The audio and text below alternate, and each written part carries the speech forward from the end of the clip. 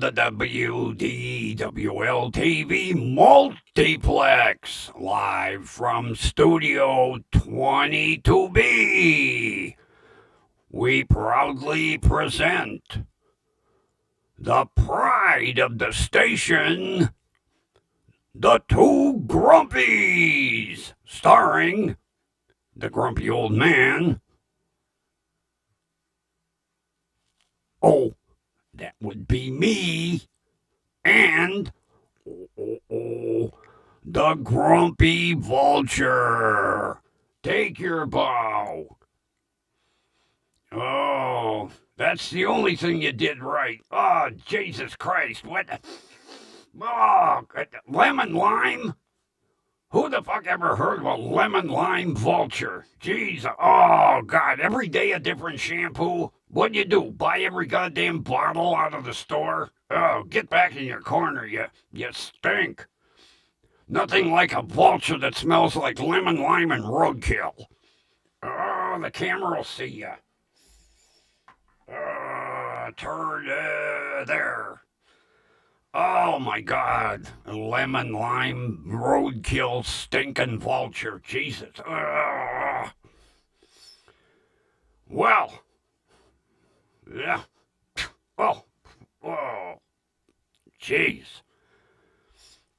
Oh, I'm going to have to burn some incense later on. Oh, God, he's got the studio smelling of it.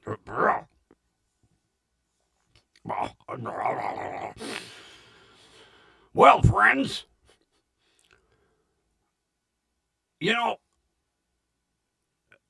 kids nowadays are just complete, utter, idiotic assholes. I just watched a video of a traffic stop. This guy got stopped for expired registration and excessive window tint.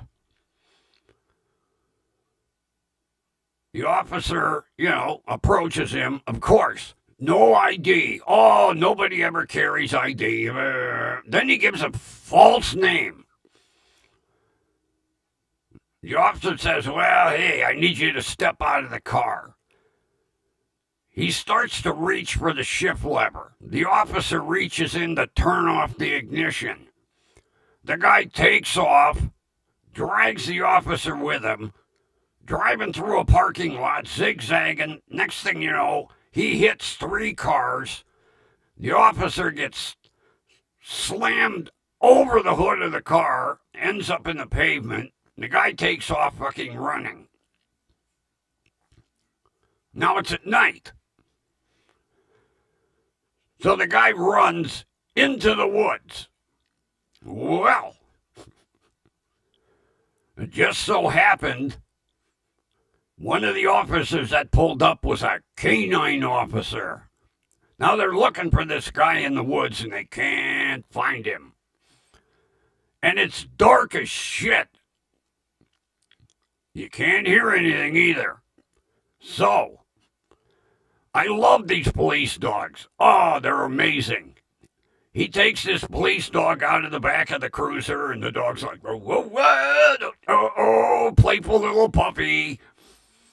He puts the vest onto the dog, and as soon as he snaps the leash onto his harness, the dog went from playful little puppy to fucking Kodiak bear. Oh, my God. So, they're trying to go through the woods, and the dog's on this 20-foot lead, and he's zigzagging in between trees. So finally the officer pulls him back in, and he unclicks the lead. And he tells him, find him. Well, you don't hear anything. Deadly quiet. Meanwhile, the officer, there's backup with him, but he's trying to search through the wood with his flashlight, and it's so goddamn dark and, congested with all kinds of vines and everything. And all of a sudden, You hear this blood-curdling scream, and the officer turns to one of his backup partners and goes, I think he found him.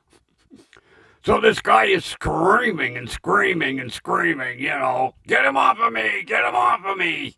So they finally find this guy. And Officer Yeti, I love the name. The dog's name was Yeti. Officer Yeti has the guy by the inner thigh. And one of the officers says, I wonder if he's got him by the balls. And he goes, I don't know, but the guy's screaming enough.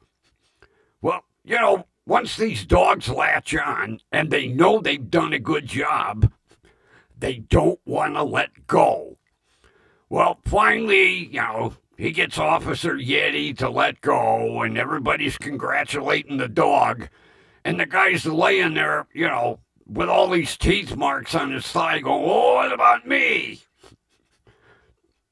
To which point, the canine officer turns around, he goes, what, you want to hear from Officer Yeti some more? And the guy's like, no!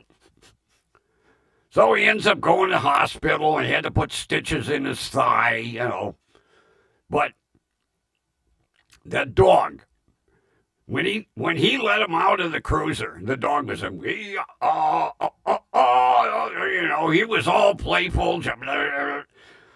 And as soon as that lead clicked into the harness, he turned into a mountain lion. And then the best part was dead silence and then a blood-curdling scream.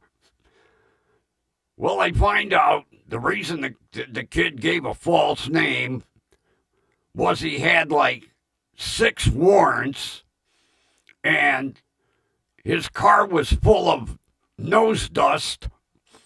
Yeah, they found a nice big bag of nose dust inside the car. Not to mention a gold-plated 9mm. Oh, it was a beautiful gun. Gorgeous. Unfortunately, it'll get confiscated and then ground up into little tiny pieces because that's what Michigan does. Yeah, all weapons are ground up into little tiny pieces. Oh, I was looking at that thing going, oh, man, he must have paid a fortune for it. But where he's going, he won't be needing it. But it was hilarious. Dead silence. I mean, you didn't even hear crickets, And then all of a sudden, a blood-curdling scream. And the one officer goes, I think he found him. I love police dogs. Oh, God, I could watch police dog videos all day because they always get their man. Now, on to the Gripe. Auto parts have gone out of sight price-wise. Oh, my God. I needed another relay for my RAV4.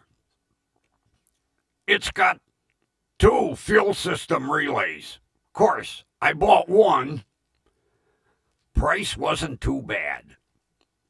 As a matter of fact, after I bought it, I found out I have a box of relays because my Ford Ranger would burn out fuel pump relays left and right.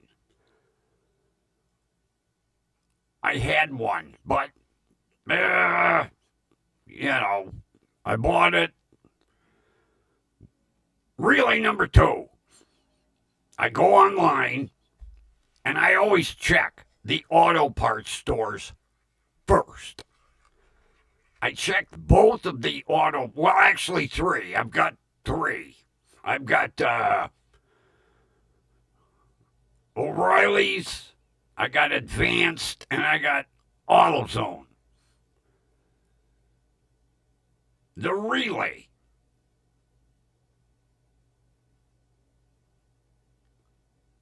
is between $90 and $127.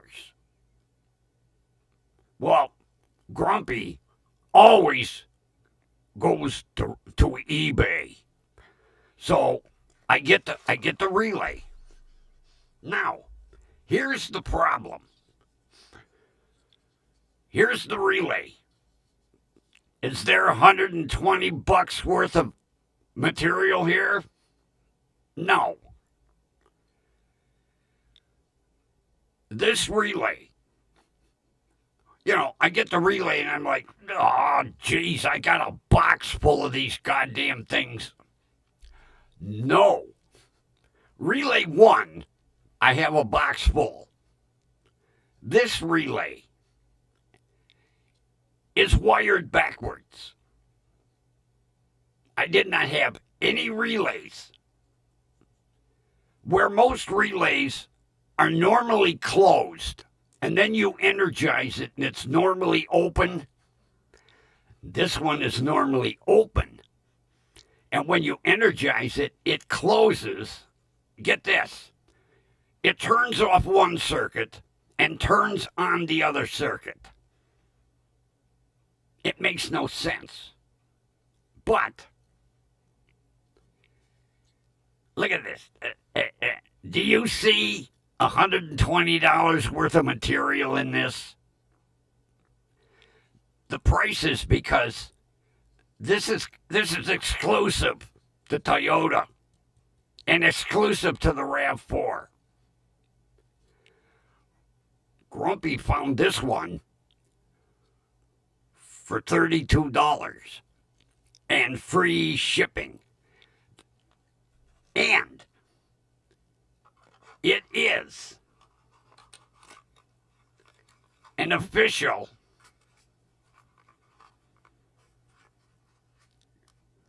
BWD Toyota relay. This is what the factory uses, this relay right here. As a matter of fact, it came from a Toyota dealer. Well, dealer stock. The dealer closed up, and this is old stock. Brand new. Where do they justify $120 for this little stinking relay? And what made it gets worse, these new cars have a multitude of relays because they have a multitude of computers. Some of these new cars have like 8 to 10 computers inside of them. And if you look under the hood, some of these goddamn cars have relay boxes that looks like something that would come out of a group of servers for a corporation. And some of those relays are like $300. Where do they justify that kind of cost?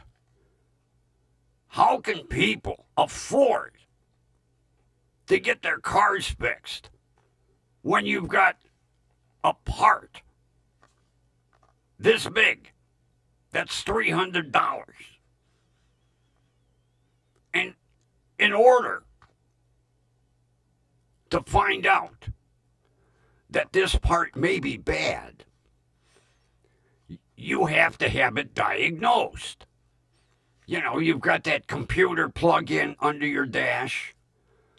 Well, diagnostic fees are anywhere between $100 and $225 for a technician to plug in a computer. Of course, these scanners, these diagnostic scanners, are anywhere between $3,000 and $6,000. The dealership doesn't buy that. The technician has to buy it, along with all of his tools. And then the labor rates are anywhere between $95 and $135 at a normal dealership. If you've got an exotic car, oh, Jesus. And then people laugh when they see my shit box and go, can't you get a newer car? Well, yes. I don't want a newer car. I can fix mine. Once I plug this relay in and repair the hole in the fuel line, I should be driving my RAV4. Unfortunately, it probably won't be until spring when I won't need a four-wheel drive. But at least I was able to diagnose my own vehicle with my own diagnostic test machine. Yeah, I bought one. Believe me, it doesn't do what these $6,000 machines do, but it will diagnose my vehicles. And I should have brought it in with me. I'll show it to you next week. I bought it off of eBay. It was like $42. Everybody's like, oh, that $42 piece of shit ain't going to do nothing. It has diagnosed every single problem I had with my Ford Ranger, I have with my Nissan, and I have with my RAV4. That's all I need. I don't need some $6,000 diagnostic. No. My $42 machine works perfect. As a matter of fact, I used it on a newer car because you update it. I can hook it up to my computer and go in, and luckily they give you free updates. I diagnosed the problem on a friend of mine's 2020, believe it or not,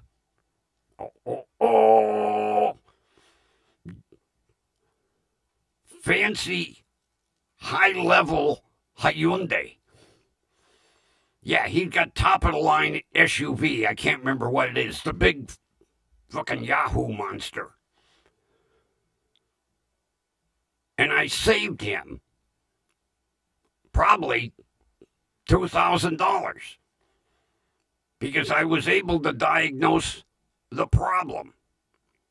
And you know damn right well, with the complaint that he had,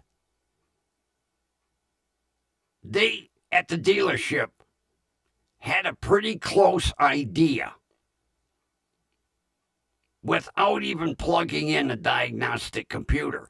But oh no, when you come in, you got to pay the diagnostics, and then you got to pay the technician fee. It turned out he had a bad gas cap. That's why it was failing the E-check. The seal in the gas cap went bad. On these new cars, everything's got to seal up nice and tight.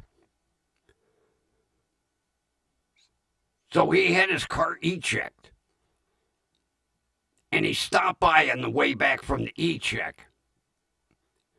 And I says to him, I says, what's going on? He goes, will you believe I failed the E-check? I said, really? Brand new car, 2020, 4 years old? I said, let me see your E-check. I said, oh, emissions.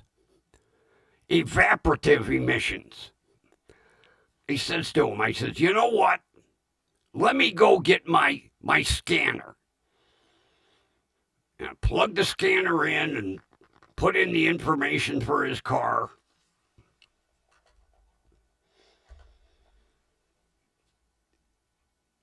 And it come up with the trouble code. And I looked on my updated sheet because I print everything out. I was like, oh. And I turned to him. I said, oh, you're in a heap of shit now. I says, you better go to the bank and withdraw a lot of money. Oh, he was fucking sweating like he was standing in a rainstorm. He goes, oh, what the hell's the matter? I said, you got a bad gas cap. He turned to me, he says, oh, come on. I said, you got a bad gas cap. That's what this trouble code is. He said, I don't fucking believe it. I said, well, auto parts store's right up at the corner. Go up, buy a gas cap. Put the cap on before you leave. That way your system will build up whatever pressure it needs to build up. I've already cleared the trouble code. So when you come back, we'll plug my cheap little $40 scanner in, and we'll see if you're good to go. So he comes back from the parts store. He's got the old gas cap in his hand. So I plug my scanner in. I said, look, no codes. No codes. I said, you will pass your e-check. He says, gas cap. That's it. I said, go up. Go up. So he goes up to the e-check. He comes back and he goes, it passed. I said, I told ya. He would have gone to a dealership. He would have ended up with at least a $500 bill. Because I guarantee the way these flat rate manuals are written for the dealerships, the technician probably gets an hour to replace a gas cap. Even in a half hour. To twist off a gas cap and twist a new one on. Then you have the diagnostics. So you've got the diagnostics, you've got the technician's flat rate, and you've got the part, plus tax, plus shop supplies. Oh, yeah. If that technician wipes his hand in a rag, that's considered shop supplies. He said, all right, I'll take it down. $300. The gas cap was $18.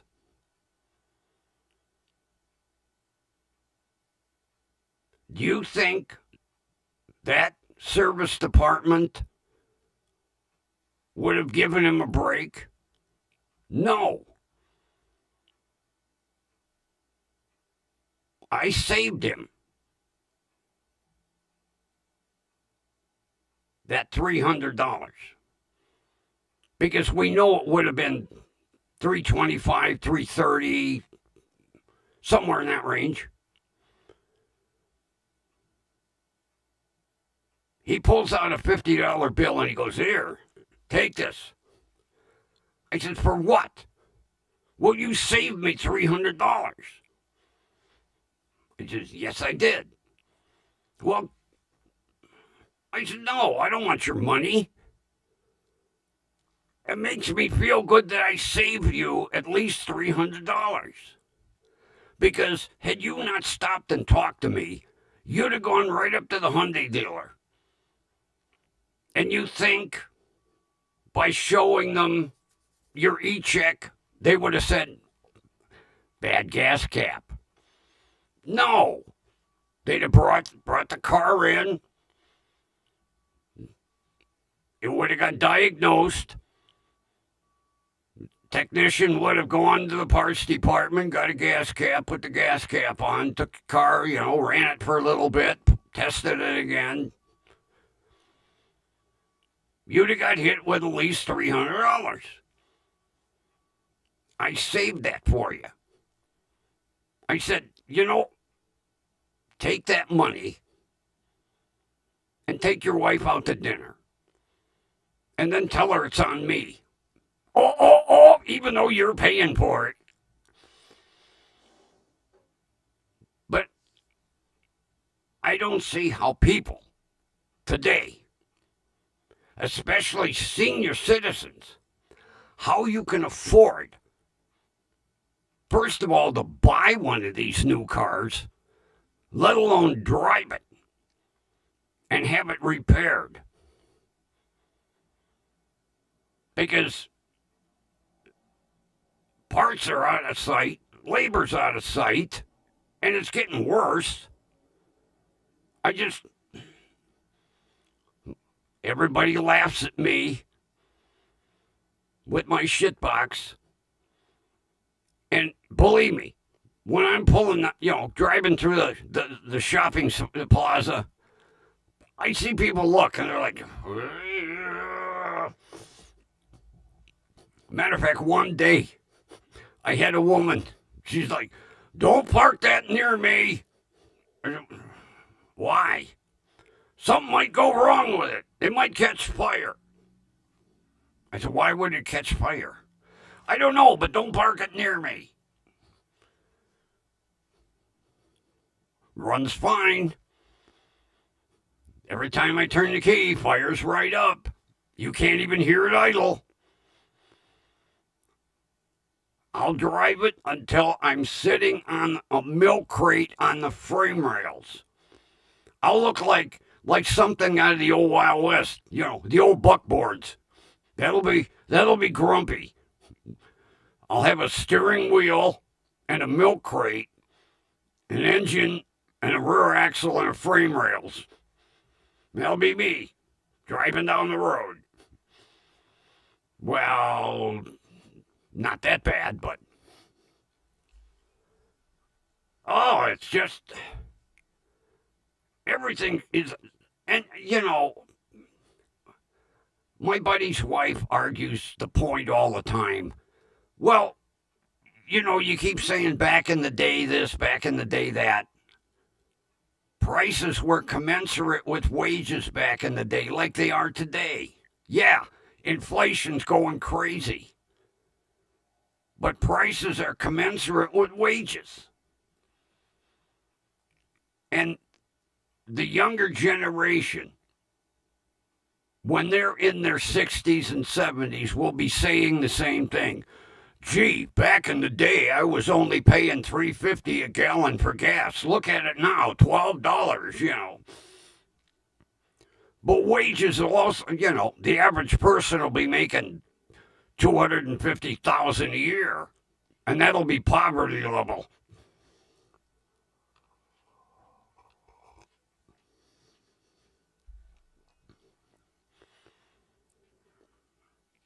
I couldn't believe it. $90 to almost $130 for that stinking relay. But like I say, it's reverse of what I have. I have a box full. I'm one of these people that junkyards hate. Because as I'm wandering through a junkyard, I'm pulling fuses and relays and all kinds of shit. That's where cargo pants come in handy. Fill the pockets. So when I come home, I sort this. I have a cabinet full of every size fuse I need. I have a cabinet with circuit breakers. I have a cabinet, a box full of relays. Of course, I get the vehicle that has a relay I don't have. So now, anytime I go to the boneyard and I see a RAV4 and it's between a 95 and a 98, I'm going to be pulling them fucking relay. The ass backwards one. The reverse polarity relay. Yeah, normal relay. When you turn the key on, it closes a circuit, which turns something on. As you turn the key, the relay closes and makes contact, and sends the power through the circuit. I have two relays side by side, and it makes no sense. This one sends the power, and this one turns it off. Evidently, there must be something in that fuel system. I don't know whether one's got to be turning the fuel pump on, but I don't know what it would be shutting off. But yeah, that's how they open. One turns on, one turns off. One turns on, one turns off. Goofiest system I've ever seen. But now I know. When I go to a boneyard, I look for that relay. And it's the only relay under the dash. Of course, I sealed the box up. It is the only relay that is encapsulated like this. The rest of the relays I have do not have this special plug. That's another thing that makes it different than the other ones. The other relays, you can see the contacts in there. See the contacts? All the other relays just plug in like that. This one, it's got this, which probably denotes you can't swap relays around. Because I would suppose if I was to take one of the other relays and put it in the circuit, I'd fry something in the car. That's another thing I tell everybody, especially backyard, mechanics like me. My generation is backyard mechanics. Check eBay for your parts. Call your local parts store first, and then check eBay. eBay's got millions of parts.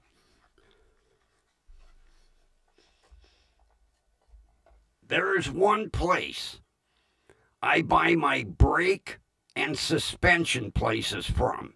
It's called Detroit Axle up in Michigan. You would think Detroit Axle. Why would they carry brakes? I have bought rotors. I bought calipers. I bought pads from Detroit Axle that basically were 60 to 70% cheaper than if I would have bought from an auto parts store. The rotors that I bought for my Nissan that I got to put on come spring, if I was to buy them from an auto parts store, they're $78 a piece.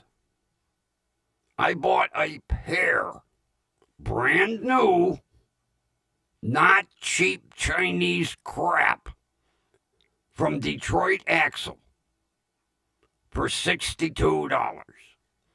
The exact rotor that they use at the factory. People of parts. But there are some. I have a shop around the corner from me. He will allow me to bring my own parts.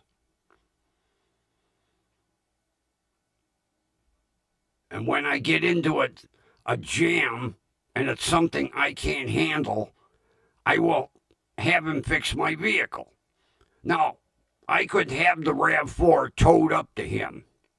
So far, I don't need it. Now, I just jinxed myself. Tomorrow morning, there'll be 7 foot of snow outside. I don't drive that far where I really desperately need a 4x4. And I should have fixed it earlier, but when you get to be my age, you put shit off. Oh, I'll do it tomorrow. I'll do it tomorrow. I'll do it tomorrow. And then tomorrow never comes. And then it snows. and you're fucked. You would think, at my age, I would have learned my lesson by now. No. But at least I admit it. Grumpy, you're a stupid asshole. You should have fixed that thing when you had good weather. Yeah, I know. You know, sometime it really hurts to admit the little woman is right rather than argue. Because you'll be getting them 2 meals that you really don't care for. Hot tongue and cold shoulder. Oh. I'd like to use that joke. And the younger generation are like, huh? Back in the day, we used to eat tongue. I didn't eat that much of it. Every now and then my grandfather would get smoked tongue, for lunch meat. I ate it. Wasn't something I would buy on my own. And there was a lot of times that my grandmother would make a pork shoulder and we would take the cold pork shoulder and make sandwiches from it. Hot tongue, cold shoulder. When you have to explain the joke, it loses its humor. But if I say it around a bunch of seniors, they're like, oh! Yeah. The younger generation, they're like, what the hell's he talking? They walk away scratching their head and they're like, stay away from him.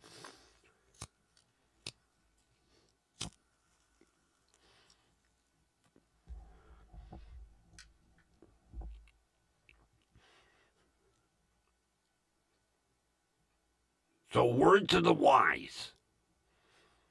If you're a backyard mechanic,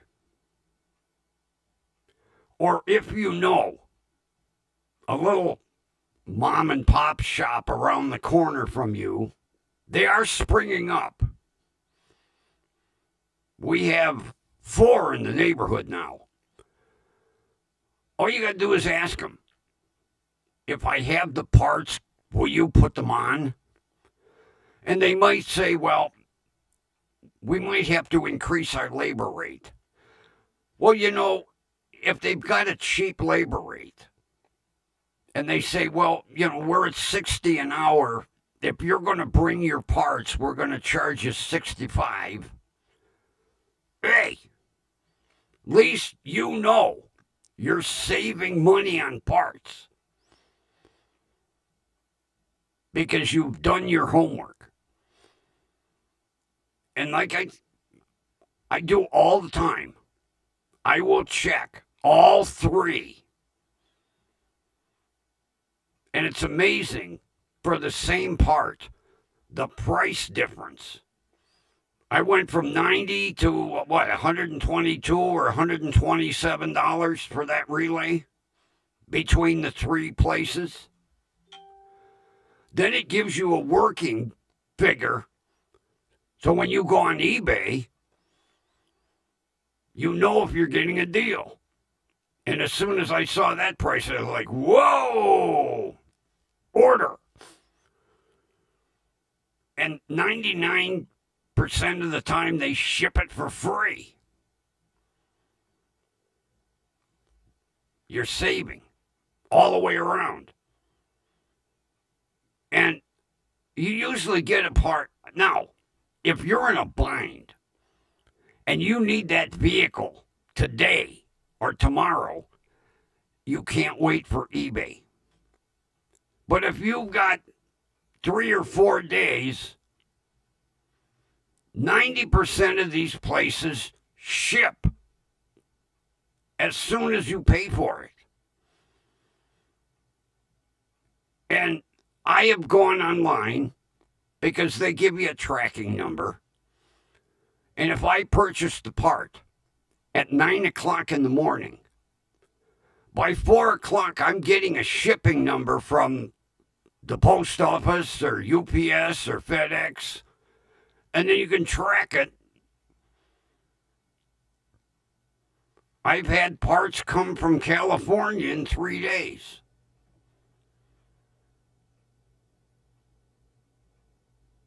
If you've got the time, save yourself money. Check eBay. And eBay ain't sponsoring me. I wish they would, but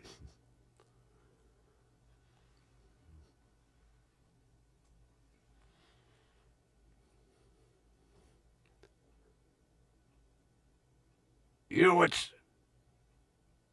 something I look back on, and every time I have to repair a vehicle, I'm like, whoa, thank God I took auto mechanics. And I not only took basic, I found, like, at one time, the corner of Brook Park and Chevy Boulevard used to be the GM Training Center. They had free night courses. A lot of people didn't know it. GM would train you to do brakes. And it wasn't just a GM vehicle. And you could bring your car in and do a complete brake job at their expense because you were learning. Oh, believe me, my cars all had brand new brakes because basically you could use the drum lathes if you had drum brakes. You could use the lathes to turn down your rotors. It was all free. And Tri-C had what they called basic auto mechanics. And I had taken the course because it was a refresher, because I basically got updated from what I had learned in high school. Anywhere I could take a free auto mechanics course, I did. Although, back in the day, they offered this shit all over the place.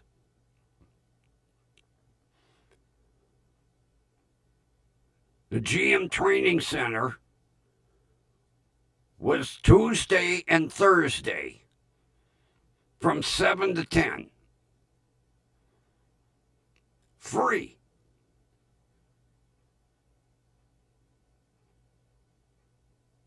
I did all my brakes on my cars for the cost of parts.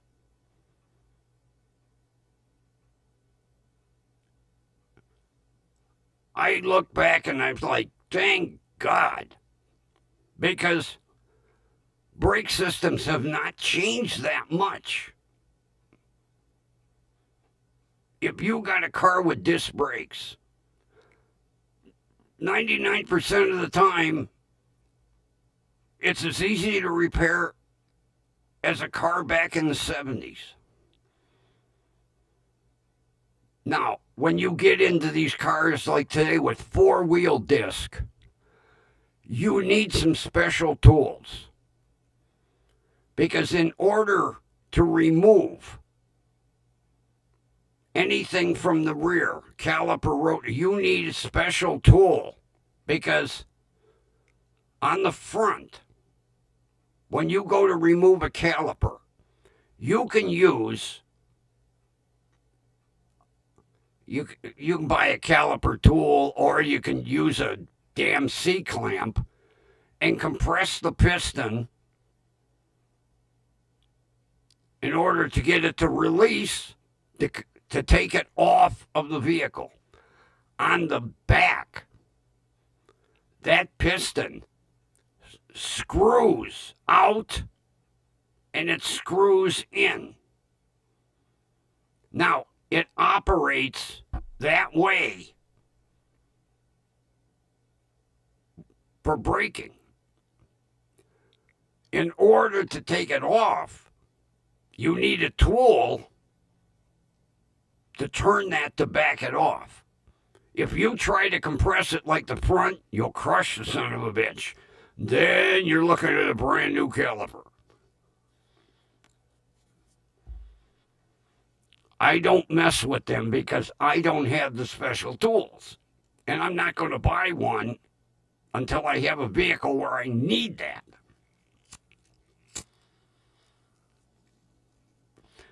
Just saying. Because I'm cheap. I'll be the first one to admit it. I'm cheap. But do your research, people. I know I'm sounding like a fucking broken record. If you or a family member or a neighbor is doing backyard mechanics, check around. Get your baseline calling your auto parts stores. Then go on eBay. You know, when you see the commercial eBay, you know, millions of parts. Believe it. I have yet to go on eBay and not find what I'm looking for. When they say millions of parts, they've got millions of parts. I had a friend with a Lincoln Navigator. He needed calipers and rotors. And I told him, go on eBay, look up Detroit axle. You'll find them. Probably 70% less than what that dealer is charging you or that auto parts store. And he told me in my face, you're full of shit. I said, okay. Go up to the auto parts store and buy what you want. I guarantee you're going to get it in the wallet. Your rectal area is going to feel sore. So he did. And then I said, come on in, let me show you something. And sure enough, Detroit Axle had everything he needed, 60% less. Yeah, he paid like for calipers and rotors and pads for the front end like $375 for parts. We could have got him for like $142. You know what he did? He took all his parts back because he didn't need the vehicle right away. And then he told me, order them for me, please. I said, no problem. Didn't believe me. Until he got taken over the coals by an auto parts shop. I buy very little. The only thing I get from the auto parts stores, I get oil, filters, stuff like that. Clamps. I don't buy parts from them. Matter of fact, the one day, I know the assistant manager. He goes, have you ever bought a part from us? I said, no. He said, where do you get your parts? And then he stopped and he went, oh, don't tell me you're one of them eBayers. I said, yes. He said, oh, all that stuff is cheap Chinese crap. So I showed him something. I said, remember when I needed the flywheel for my Ford Ranger? He says, yeah. I says, go on eBay and look up the flywheel. First of all, the flywheel that I found on eBay was made in the USA.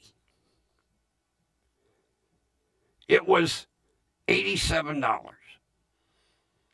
The flywheel that he had was $154, and it was stamped made in China.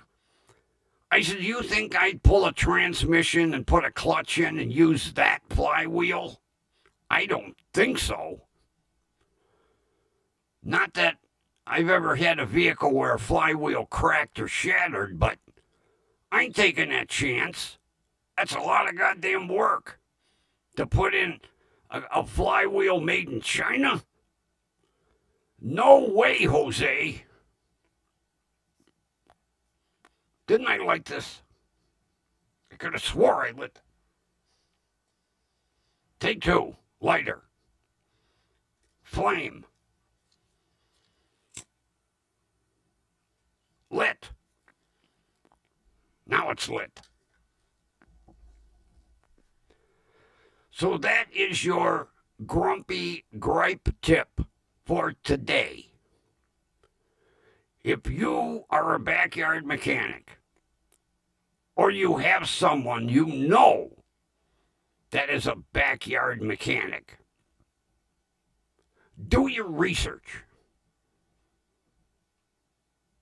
I'm saving you money, people. You will thank me if you ever get into the situation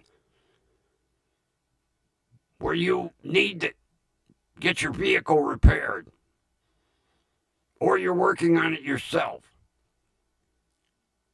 Check the auto parts store first. Then go on eBay. And you'll be saying, Grumpy, wow, you saved me money.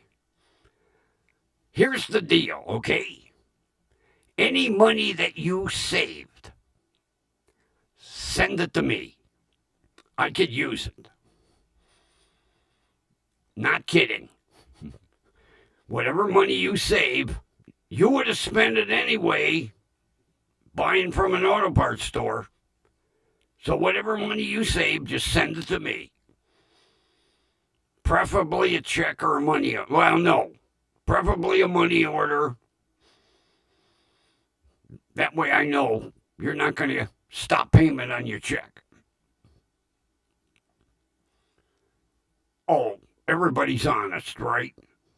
Yeah. Just saying. I would say send cash, but don't send cash. I know they have tight security at the post office, but it might not be that tight when they go, gee, this envelope feels like it's got money in it. Oops, it got torn open on the stamp canceling machine. Whoa, it's got money in it. I don't see the cameras. Nobody'll know nothing. Not saying that could happen, but on the other side of the coin, it could happen.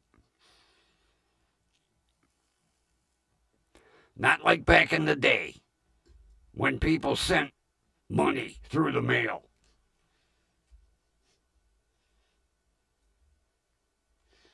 I remember back in the day sending money to Battle Creek, Michigan. Remember, kids? Remember Kellogg's, Battle Creek, Michigan? It was burned in our head. Yeah, I remember sending a quarter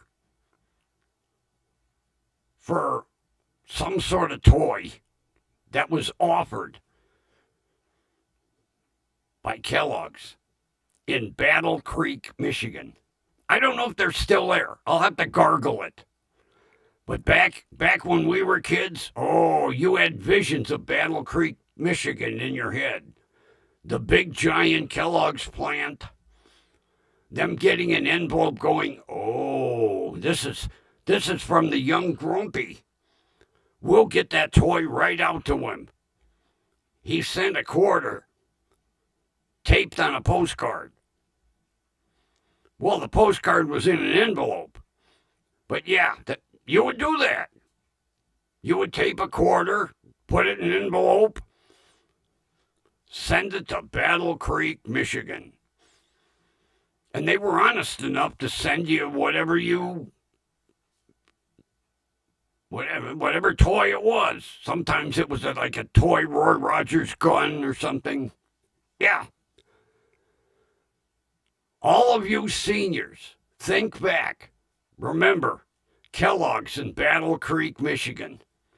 You envision this big complex. Oh, it was like Disney World, Battle Creek, Michigan.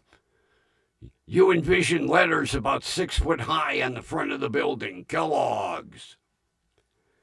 Yeah, when we were growing up, that was it. I'll have to gargle it. I'll let you know tomorrow. For our New Year's Eve extravaganza. I still don't know what we're going to do. Nobody sent me suggestions, but tomorrow night will be the first annual Two Grumpies New Year's Eve extravaganza from my secret studio, wherever the fuck it is in this building. The CEO has already told security at 10:30, give him the key, take him to his studio. I gotta wait till 10:30 at night to find out where my fucking studio is. He still wouldn't tell me today. I even said, what happened if security calls in sick? We'll have a replacement security guard. Yeah. So tomorrow at 11 o'clock, we will be broadcasting from this studio is you, Grumpy. The Grumpy Secret Studio for the first annual New Year's Eve extravaganza. Yeah. I'm not going to say it's going to be interesting.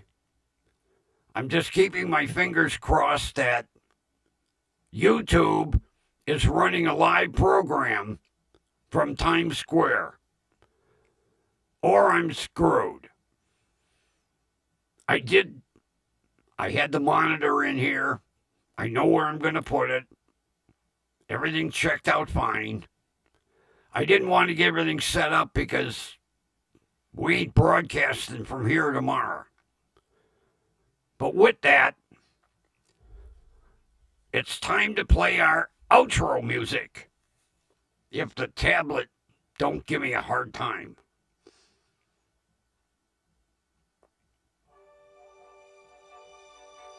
That's not the outro music. No. Gee, see, I told you. It just picks out whatever it wants to fucking play. This is our outro music.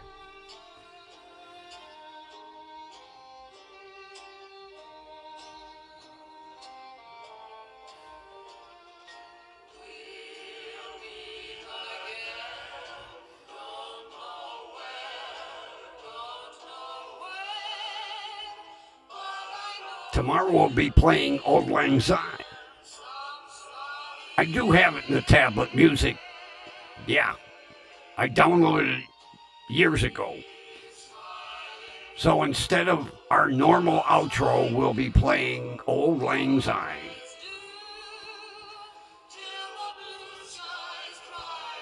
Maybe during the stream tomorrow we'll play a little Dean Martin. And for you younger generation, gargle it, who Dean Martin was. I can see him sitting there going, Dean Martin, who the hell is Dean Martin? He was big in my day.